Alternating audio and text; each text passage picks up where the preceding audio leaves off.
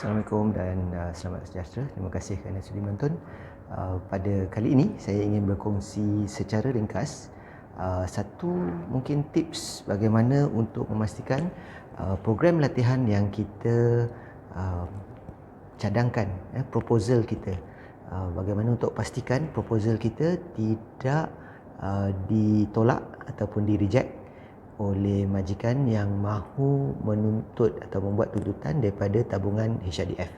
Jadi sedikit tips di sini adalah selain daripada modul, sebenarnya modul tu memanglah jadi tumpuan, tetapi sebenarnya antara faktor yang menyebabkan selalu sesuatu proposal ataupun outline program itu ditolak oleh HRDF adalah disebabkan maklumat yang tidak mencukupi. Jadi antara maklumat yang selalu terlepas pandang oleh trainer ataupun training provider adalah selain daripada outline itu sendiri, yang selalu terlepas pandang adalah jumlah masa. Jadi jumlah masa ini mengikut syarat tuntutan, minimum untuk separuh hari 4 jam, minimum untuk satu hari penuh adalah 7 jam. Jadi perlu ada maklumat di dalam proposal tu, sama ada dalam bentuk jadual, dalam bentuk masa, slot dan sebagainya, perlu menunjukkan bahawa cukup tempoh masa tu untuk memastikan boleh membuat tuntutan. Jadi kiranya kalau kita buat program satu hari, pastikan cukup 7 jam, tak termasuk waktu makan, makan dan rehat lah. Jadi itu yang pertama yang selalu kerap kita dengar. Yang kedua adalah tidak cukup maklumat mengenai trainer itu sendiri. Jadi selain daripada sijil HRDF TTT yang perlu dikepilkan sekali, trainer perlu memberikan juga trainer profile.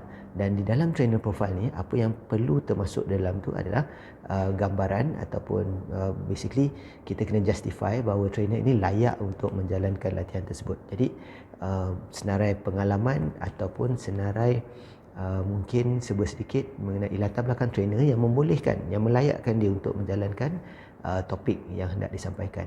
Dan yang ketiga, yang ini juga selalu terlepas pandang, adalah dokumen yang perlu dihantar perlulah termasuk invoice, yang mana invoice ni perlu dengan jelas menjelaskan atau meletakkan tarikh bila program ini akan dijalankan, berapa harganya dan di mana tempatnya.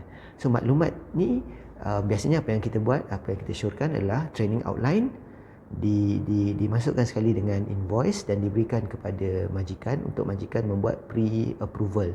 Dia perlu submit dokumen ni semua dalam portal e-TRIS HRDF untuk dapatkan kelulusan pra latihan itu sendiri. Jadi ini adalah antara mungkin ada setengah trainer provider dia tahu, tapi mungkin trainer, sebab kebanyakan trainer adalah freelance, trainer kurang perasan ataupun terlepas pandang. Jadi maklumat yang trainer berikan tu tidak cukup ataupun tidak membuatkan boleh timbulnya masalah dalam proses membuat tuntutan ataupun mendapatkan approval. Jadi itulah sedikit perkongsian saya pada hari ini. InsyaAllah dapat membantu sekiranya anda mengikuti dan menuruti apa yang HRDF mahukan.